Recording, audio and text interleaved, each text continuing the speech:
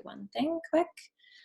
I'm Janie Stahl, and I'm a fractional CFO and business coach. I'm located in Iowa, and I've worked 8 years in the financial services industry prior to starting my business, and I help small businesses become more profitable through financial and organizational development.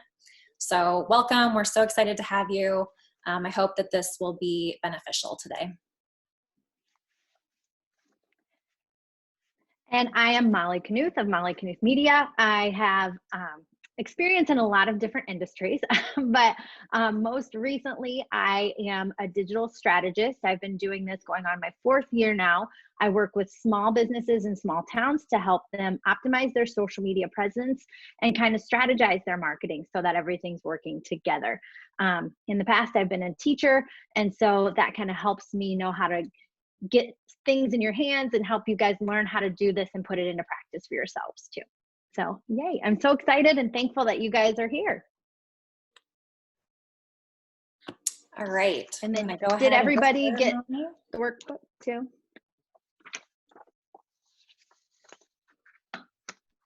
All right. So thanks again for everybody that's here. Where are we at right now? So we are in week 5 of this crazy time. Some of you guys are operating businesses that have had to shut down. Some of you are operating businesses that were already virtual and you are able to just keep going business as usual. But everybody is kind of operating in a different state with this crazy, ever-changing news and developments that we are currently in. But all of us have probably experienced that we have some increased shipping costs, whether you are shipping out your products or whether you are purchasing, increased shipping times and lead times. And you're probably, if you aren't already online, looking for ways that you can kind of transition some aspects of your business so that you can tap into that virtual sphere as well. Now, sometimes a lot of the questions that I have been fielding lately are, how do I know if it's okay to market? How do I know that my audience is ready for it? It feels a little weird right now.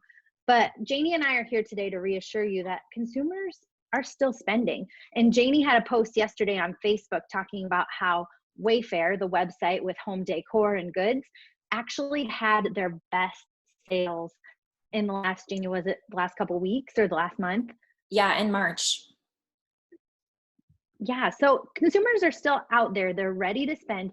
What we are helping you with today is to identify the best ways to get in front of your customer, to communicate the unique services and products that you offer, and then to operate your business in a way that is financially stable and healthy so that you are ready for the years to come.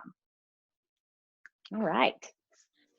Great. So pull out that workbook if you guys haven't already. That way you're able to take notes. But we're going to dive right in here. So like Molly said, this is not a time to shut down.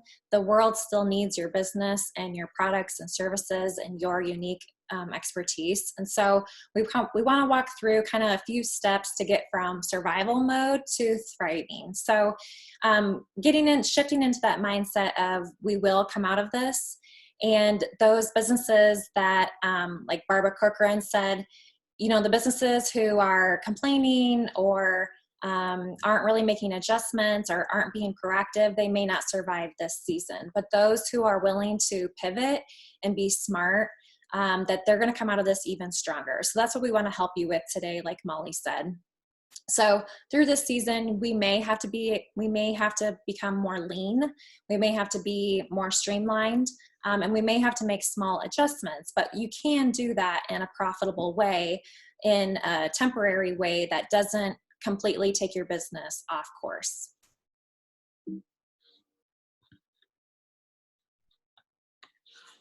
So the first thing we want you to know is that the success of your business through this time period depends on 3 things. So first, it depends on you. So how committed are you to making sure your business is operating and functioning and lasting through this season? And you are the unique person who has the product, the service, the skills, the gifts that your consumer needs. So you are the top of this trifecta of success, okay? If you are confident and believe in yourself and what you have to bring to the table, then That is 1/3 of the way to success. Secondly, you need to have a basic understanding of where you're at financially. And Janie's going to walk us through that in just a second. But you need to know where you're at in order to make those small changes and pivots and adjustments so that you're operating optimally within the financial health of your business. Step 3, in order to sell and advance your products or your services, you need to know where and how to communicate with your audience. So who are those people that are going to benefit the most from what you have to offer? Where are they at, whether it's in real life or online? And how do you best communicate with them so that you can help them with the problems they're having right now? So that trifecta, again, is you, and you guys have this in your workbook as well. It's you, your financial health, and how you communicate with your customers and your ideal audience. So here's that trifecta again, just the visual representation of what Molly was talking about. So the reason, we all know the stat that 50% of entrepreneurs fail within the first 5 years. So this can be a little daunting. I'm sure you guys are all well aware of that stat. But we believe that there are a few steps that you can take to make sure that not only are you lasting through the next 5 years, but where you have a foundation set up and you're building this foundation so that you can have a successful business for years to come. Okay, so the top 3 reasons that most entrepreneurs fail in those first 5 years are: 1, they're probably spending time on the things that don't make them money. Their marketing may be off. So we believe that marketing and finances are equally important in running a business. And if you don't have a niche, or if you don't know your ideal customer, you're really not gonna have a business, and that's gonna portray through your business. Thirdly, if you don't understand your numbers, you can't tell what's working, what's not working, which kind of leads you down a rabbit hole of making unwise decisions. So in order to shift, or in order to get into that CEO mode and make sure that you are building a strong business, the first thing you can do is ask yourself whether you're a doer or a leader. So are you spending a lot of time on the operational things? Are you doing everything yourself in your business? Or are you focused on your highest return items or your highest ROI tasks? Do you have a vision and goals, or are you just kind of shooting from the hip and you don't really have any processes in place? You're not very consistent, and it's just one day, oh, this sounds good. The next day, like, let's try this. So that can be a good way to try to ask yourself an honest question of, how do I think I'm doing right now? And in your worksheet, I laid out where you can score yourself and where you think you're doing well, and what maybe some steps that you can take to improve.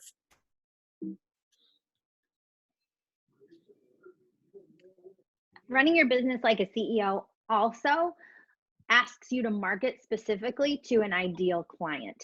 So you want to prioritize your ideas and focus on one niche. So for my business, for example, online social media marketing, I could advertise and market to the whole breadth of people that are on the internet, right? But that would cost me a lot of time and a lot of money, because I wouldn't know how to speak specifically to anybody if I'm trying to talk to everybody. And I know that my skills don't translate to every single person in the world. So I needed to get honest and clear about who it is that I am best equipped to help with my specific skills. And I know that I understand how small businesses in small towns work best. So that's how I made that decision for myself.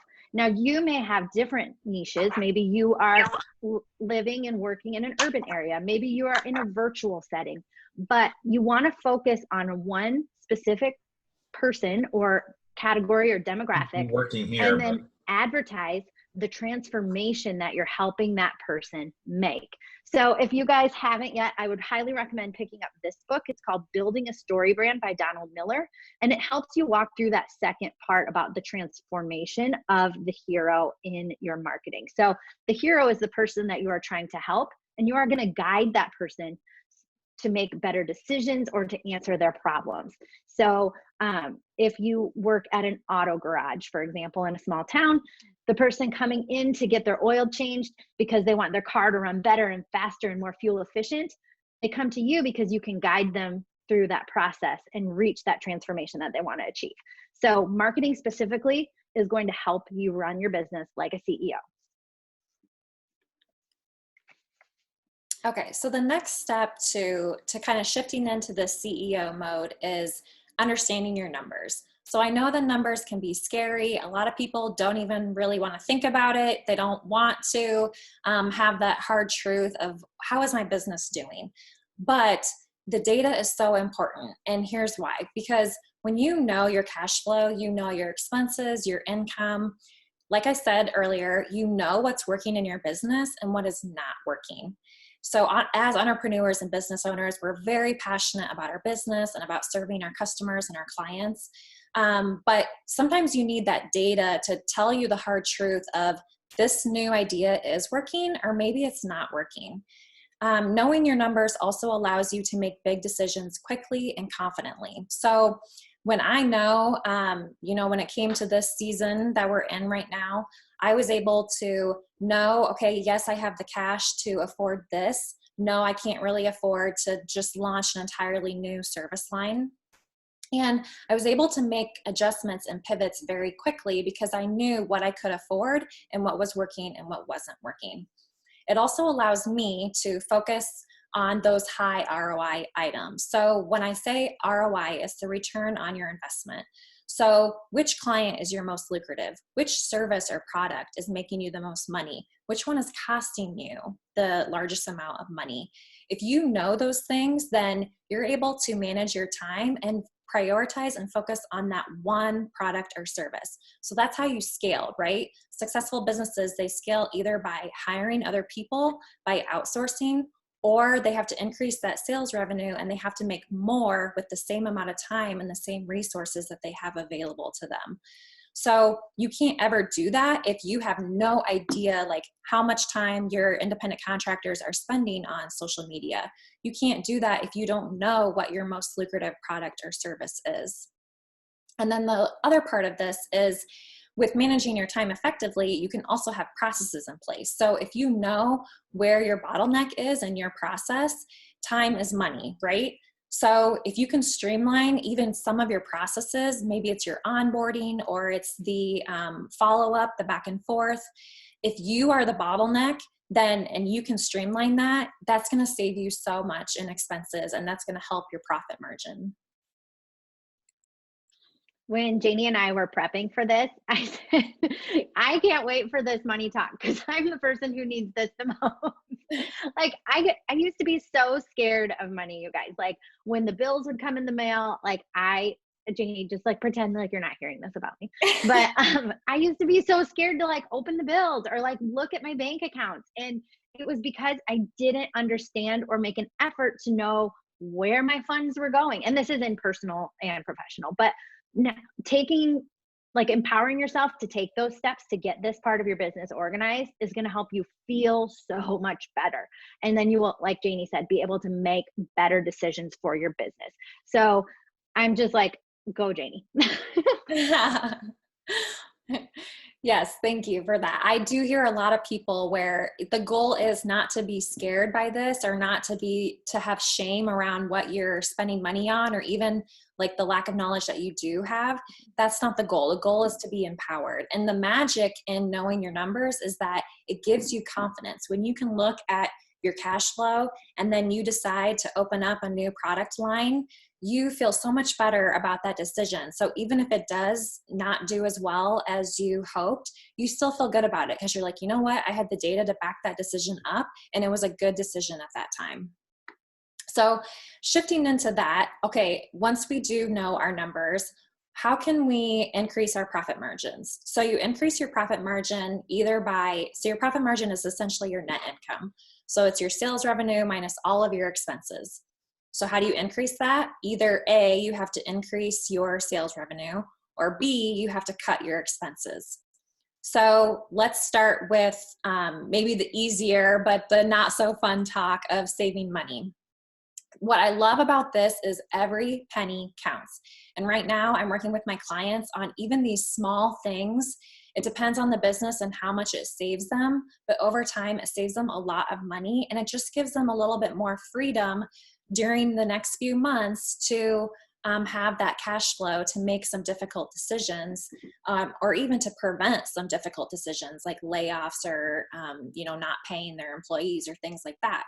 So here are a few ways that you can save money. The first is with refinancing your loans. So you guys have probably heard the federal funds rate got cut. Our federal funds rate was already really low, and all of the other interest rates everywhere are based on the Fed funds rate.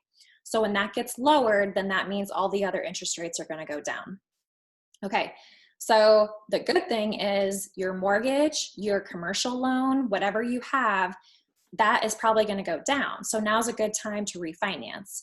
However, I will say that loans, the rates are already super low, so you have to compare it to your closing costs and whether it will really save you money, but it may. So look into that.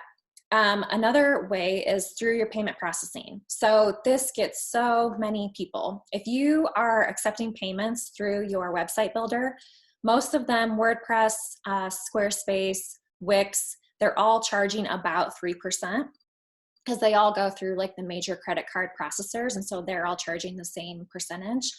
But other options are if you are selling a high volume of products, then Shopify has a lower payment processing fee. So you could look into that. Otherwise, something that I've done is I found a way to set up ACH through my bank, and they will do it for free. So ask your bank if there's a way where you can just set up direct payments, and I don't even have to pay them that 3% on every transaction. Like, think of how much that adds up. Another way is, I know this is not super professional, but Venmo. I mean, I do know a lot of small businesses who are just using Venmo, and that's there is a processing fee, but it's much lower than 3%. So that's just a very easy, quick thing that you can do. The third is unnecessary expenses. So this is where I get a lot of like cringes, like, I don't want to cut my daily coffee, but the good thing about this is nobody's driving. Like, we're probably not going to the coffee shop every day anymore. We're not eating out. So I said to my husband, I'm like, this is awesome because we're saving so much money right now. Like, I'm in heaven. I just love this. But for real, like, look at, and the good thing about this is it's a habit. Our spending is a habit, just like anything else. And that first month where you have to make those changes, like right now, or what we just went through, that's really hard. The good news is we're all going to be used to not spending our money. So maybe when we all go back, we'll be able to look back at our budget and say, wow, like I saved, I mean, you guys, it's saving us hundreds of dollars a month right now. And we're just a family of 3. So be sure to, when things do return to normal, it's okay to try to cut back on some of those easy things like meals, your subscriptions, your memberships. Just pay attention to all the things that you're not really using. Another thing too is my website. So my website's through Squarespace, and I will routinely go back and forth between packages depending on what I'm doing. So if I need to do subscriptions, then they charge you more for that, but I'm not always doing subscriptions all year long. So I will upgrade and downgrade based on what I really need my website to do at that time. The last few are operations and suppliers. So like I said, time is money. Can you streamline or automate any of your processes? Could you maybe hire like a free intern to help you temporarily with some of the admin work? With suppliers, it's shocking, but with nearly every single person that I've worked with, when they have a wholesaler or a supplier of some sort, they've been able to work out a deal with them to get their inventory or their products or whatever it is for cheaper. And the way they're able to do that is they either offer to pay more frequently, or they offer to purchase in bulk, or they offer the direct payment, like I said, so that then their supplier doesn't have to pay that 3%. So be willing to have that conversation, and it might save you a lot of money.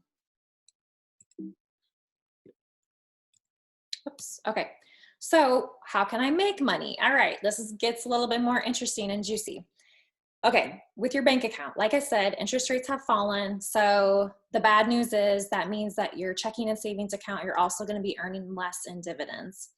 However, I am so surprised at how many people have their business funds and they have a lot of cash tied up and they're getting basically 0%, like maybe 0.1% interest.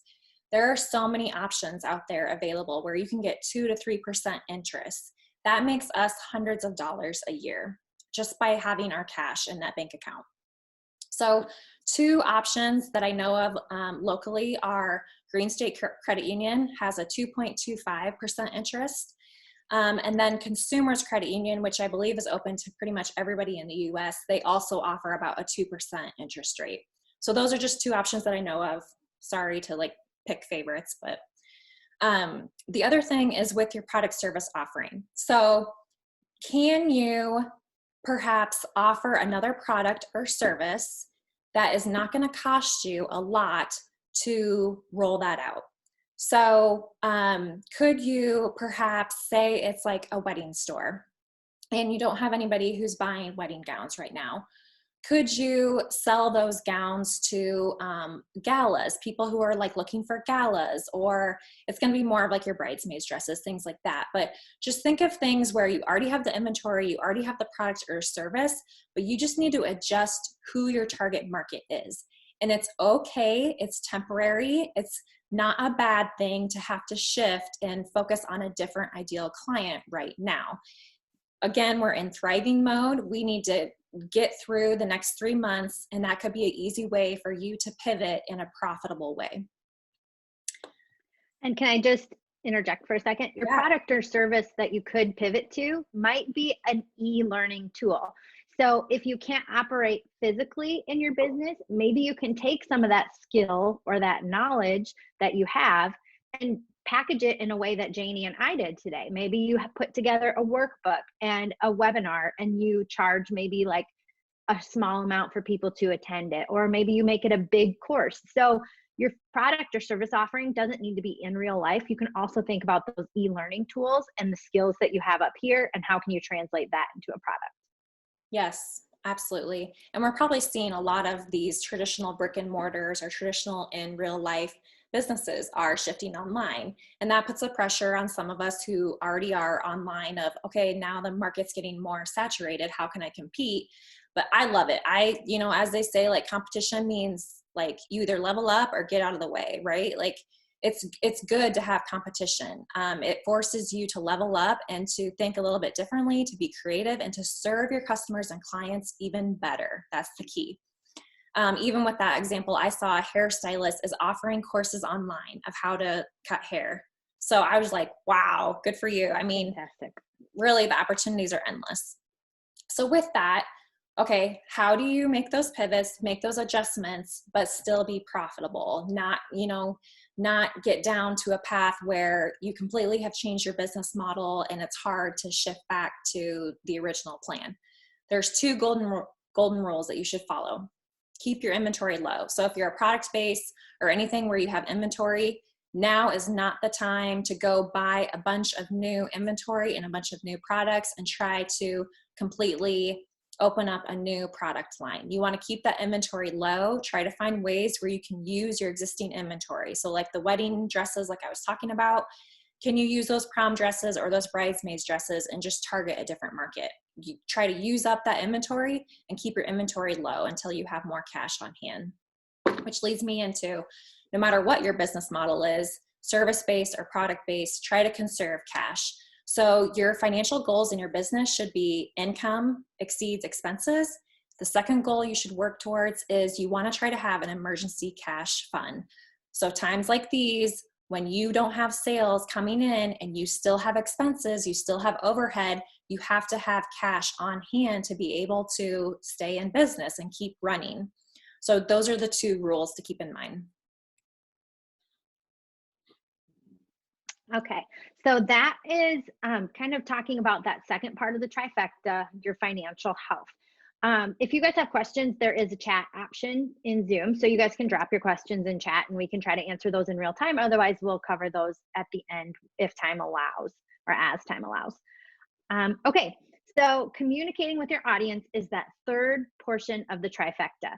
And the biggest thing I want you to take away from today is that right now, even though things are unsure and maybe a little bit uneasy, I don't want you guys to go silent, especially not on social media, because right now everybody's at home and they're checking on their phones and mobile devices throughout the day.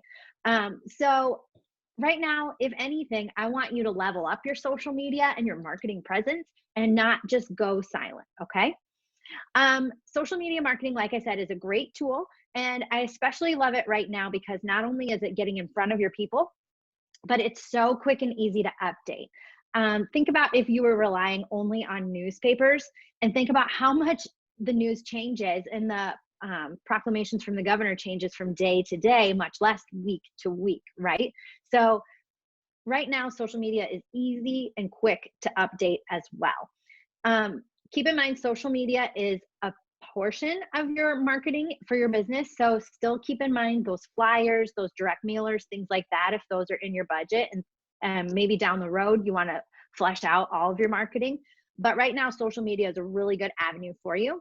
And what I'm going to share with you in the next few slides is all about content marketing. So content marketing is about creating those posts or those blog entries or those videos, those pieces of content that help tell the story of your business and who your ideal client is and how you help them. There are other strategies out there like running Facebook ads and things like that, and that is all helpful. But today we're going to focus on just building up that know, like, and trust factor with your ideal clients, and we're going to do that through content marketing. All right. Janie, can you advance the slide, please? There you go. Do I have power to do that? Okay, thanks. All right, so the 5 E's are what we are going to focus on. So I'm going to talk about how you empathize with your audience, how you make posts that educate your audience, how you make posts that simply just create engagement with your audience, getting them to comment or share or like what you're doing. We're going to talk about posts that just promote e-sales or sales in general. And then we're going to talk about posts that are purely here for joy and entertainment. So those are your 5 E's, and you have those in your workbook, and I'm going to go through them step by step and give you examples in just a second. So let's start with empathize. So empathize is where you show your followers and you communicate that you understand where they're at and that you recognize the pains that they're going through right now. So we have a couple examples here of clients that I work with. I know it's kind of small, but the first one that you see is for Two Gingers Tavern and Eatery. And this is a restaurant and bar in my hometown of Cascade. And what we did at the beginning of all of these changes was across the board for all of my clients, we came out with this graphic that we created on Canva.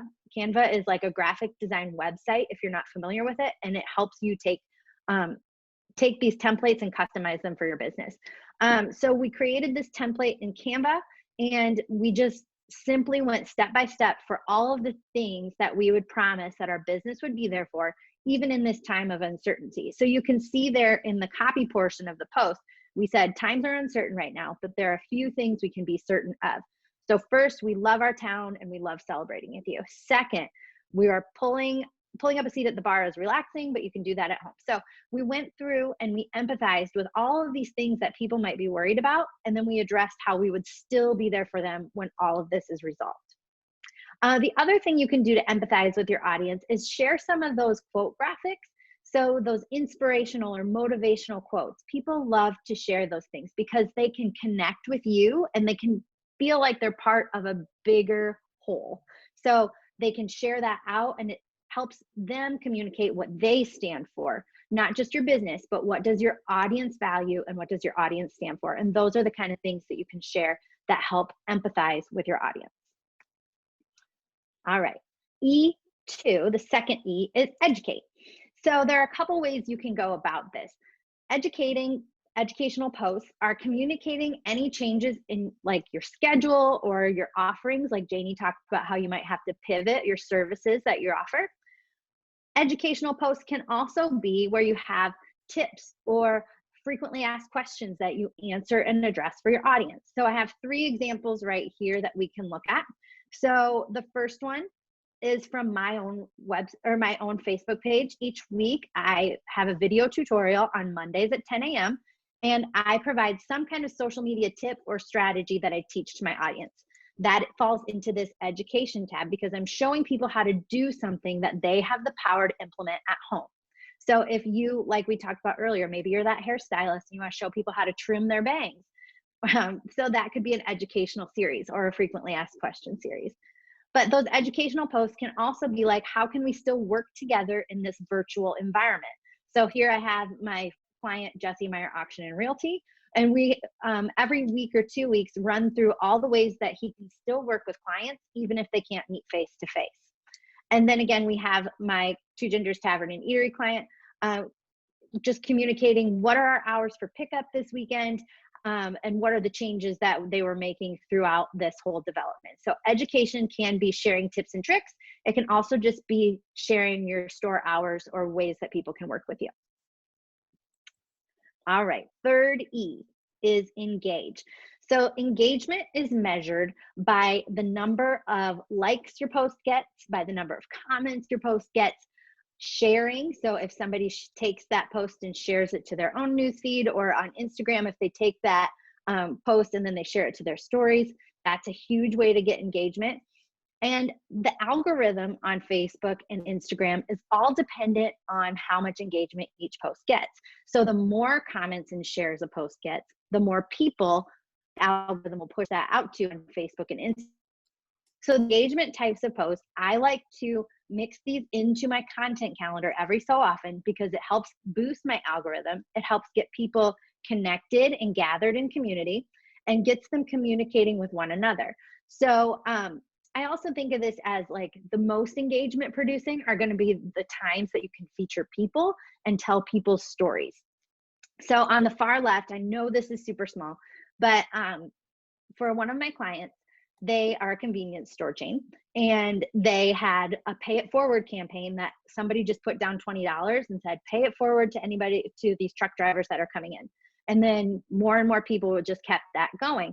And so we just shared a story about that. And that got 48 shares, which helped us make this post one of the best that they've had in the last year or so. The one in the middle right there, we, like you've seen in probably your small towns or other communities, we created this weekly campaign where people decorated their windows with different things, and then it could bring people together in community. And that was widely shared. The third post there, we had support small businesses. So we tapped into that feeling that people wanted to help other small businesses. And I had on my page, tag your favorite small business in the comments. And you can see I had 113 comments on that post, which is by far and away one of the best that I've had recently. So engagement is getting people to react, to comment, and to share, and to get them working with the posts that you're putting out there. Time out. I've got 4 kids for anybody who's new to me, and they just like bombed my office. But you navigated so well. You guys, we made it 40 minutes without an interruption, so that was good. All right, close the door. I'm almost done. 20 minutes. All right, so the fourth E is e-sales. So every so often, like I said, on my content calendar, I just pepper in these different E's. So I'll have like 1 engage post a week, 1 empathize post a week, and then at least once a week or 2 weeks, I have a post that's created, whether on Facebook or Instagram or the platform of your choice. I create a post that just reminds people how to work with me or work with my clients if I'm posting as my client, because people don't always remember like what's the best way to get in touch with you. And by having it spelled out clearly, like I have links to the website, or I'll put in the phone number so all they have to do is click it from their mobile device to make that call. By having that ready to go, you're just helping your ideal customer have the ease of access to you, and they're not making them go search around for your phone number or your website and other places. So again, every week or 2, have an e-sales kind of post where you just remind them what you offer, how they can purchase from you, how they can call you to get on your schedule, and remind them how they can work with you. All right, the last E, the 5th E, is entertain. And right now, your followers are probably, I'm like just releasing a blanket statement right now. People need joy, right? They're probably getting sick of some of the downer posts that they've been seeing on social media. and they want something fun and happy that reminds them of joy again. So why not just create something that makes them smile? And I was telling Janie this, like, across the board, all of my clients this last month have had some of the best posts ever. Okay. I have had viral posts in the last month. I have had my most engaging posts.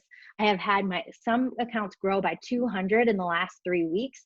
And so it's really a time, like I said, it's not a time to go silent. You can really make gains and really connect and build trust and community with your customers right now by just tapping into what they're feeling with these 5 E's.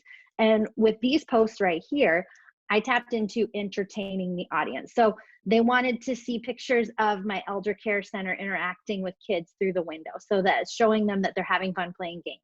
That one in the middle is a video that my client sent me little video clips of the residents dancing, and then I strung them together. And you can see we reached 25,000 people with that post.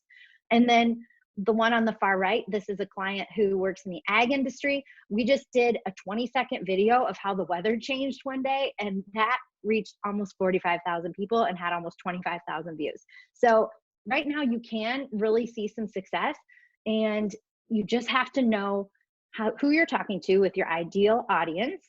And then you need to implement these 5 E's in variety throughout your content calendar so that you can create that know, like, and trust factor. So Molly, Erin has a question of, does it work better for the Yeah. call to action to be in the graphic rather than in the caption? Ooh, okay. So Erin asked about call to action. So call to action, I usually encourage my clients or my followers who are learning from me to have a call to action. And that means asking your audience to do something specific. So if you just put a post out there and you're like, happy Monday, and then you have a video, people will watch it and then they will keep scrolling, right? But sometimes you need to give them the next piece of the puzzle. So with that small business post, for example, where I had tag a small business, I had the call to action in the graphic. But sometimes, depending on the message I want people to take from it, I'll put that call to action at the end of the paragraph that they need to read. So those e-sales kinds of posts that I make, a lot of times I'll put the call to action in the copy, and I keep the copy pretty short, but it'll say, if you want to get on our schedule, click here. And that's how I'll end that copy. So it just depends on, like, how frequently you give them a call to action. When was the last time you asked them to do that specific call to action? And that's kind of how sorry, I know this isn't very specific, but I kind of make sure that I change up the way I do things throughout my monthly content calendar. So I'm not asking the audience to do too much of the same thing too many times in a row. So I kind of vary it. Oh, and I wanted to show one more thing.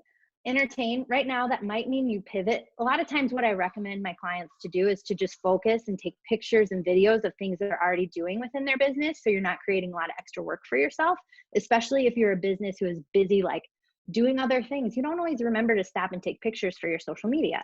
But what I have people doing right now, because maybe they're like, this restaurant, we're not operating right now, but we can still provide entertainment for our followers. So we put together bracketology, and we're calling it April Madness because we didn't get to do March Madness this year, right? So we took menu items and drink items, and then we put them in a bracket, and we created polls each day on Instagram stories and on Facebook. Our followers vote for which one they want to order. The whole theme is like, what will you order first when we reopen? And so they would click the item they want, and then it's going to advance through the tournament for an ultimate champion. And then we also have a voter who will be pulled from the hat to win $50 gift card. So you can do fun things online right now in this time that maybe you don't usually make time for. So just think creatively. And if you want to steal this idea, go for it. So people are probably thinking, like, okay, how do I incorporate all of this and remember all of it? Yes. So like I said a little bit ago, a lot of times I encourage people to just start where they're at. So in your business, just maybe for the next week or so, just document the things you're doing. Or if you're at home right now, document what your workspace looks like and how it's different than it usually is. So start with what you have available to you and just start documenting your day or your processes. And then you'll eventually have this content calendar or content library built up with assets that you can pull from. So you can have pictures. You can take those pictures and put them into a slideshow to make a video. Or you can go out and you can write up personal features and like meet our team member. You can focus on a specific service you offer and like create a portfolio almost online. You can make some of those quote graphics that we showed before with inspirational quotes or motivational statements. And you can collaborate with others like Janie and I are, and you can use that as material on your website and on your social media too. So you have tons of options, but if you're wondering where to start, just start where you're at and start documenting what you're doing. All right, and then the last thing I'm going to cover is marketing do's and don'ts right now. So do make extra efforts to personally connect.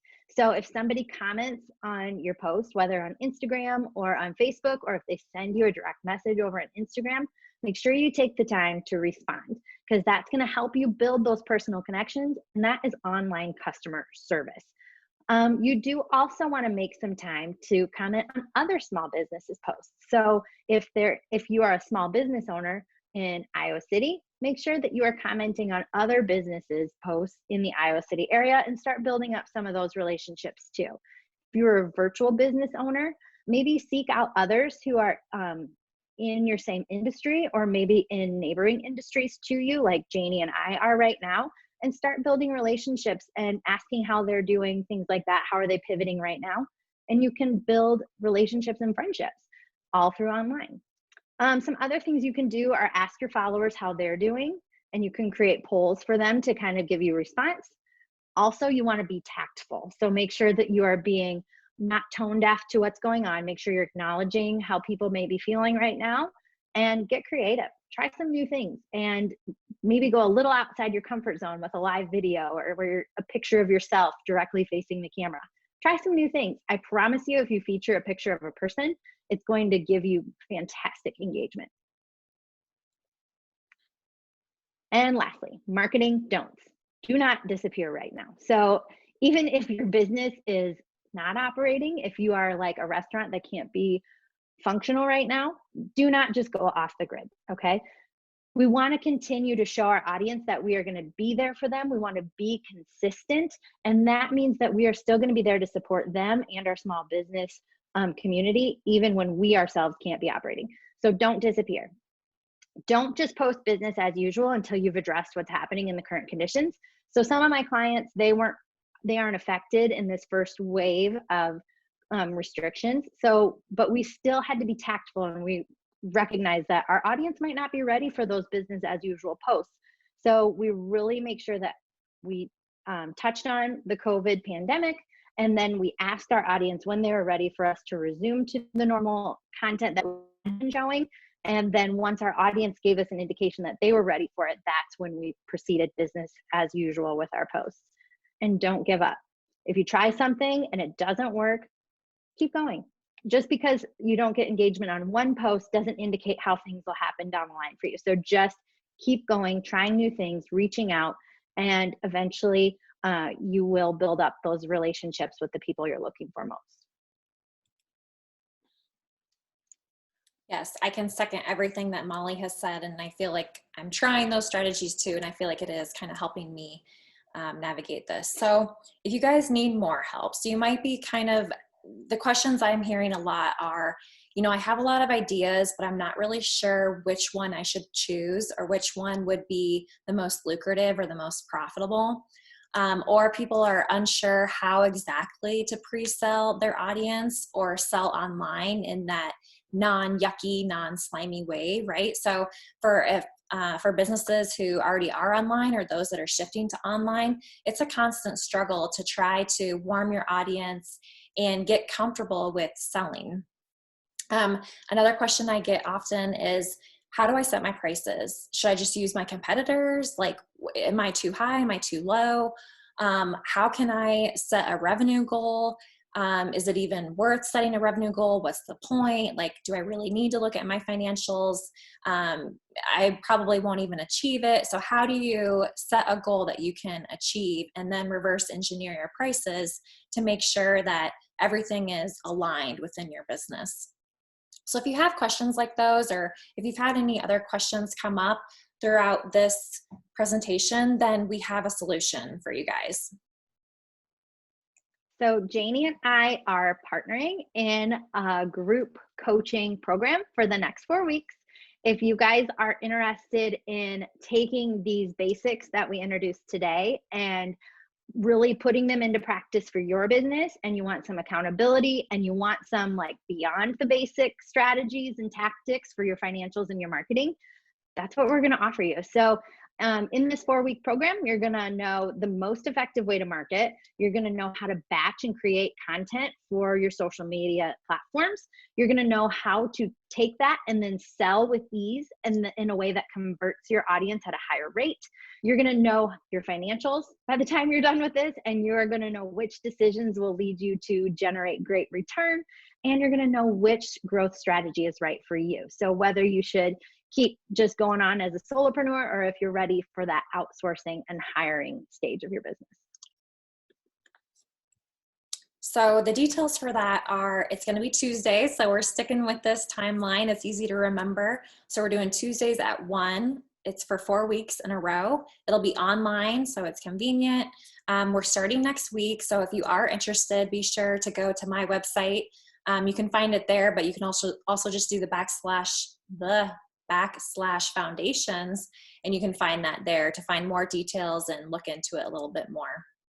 I did have, it looks like we have another question, so I wanted to ask. Yep, and I saw Aaron said, hold on, buddy. Aaron said, is Facebook avoiding or punishing posts with negative words referencing COVID-19, i.e. if you said COVID-19 or said pandemic in the copy, Henry, or if you say things like quarantine.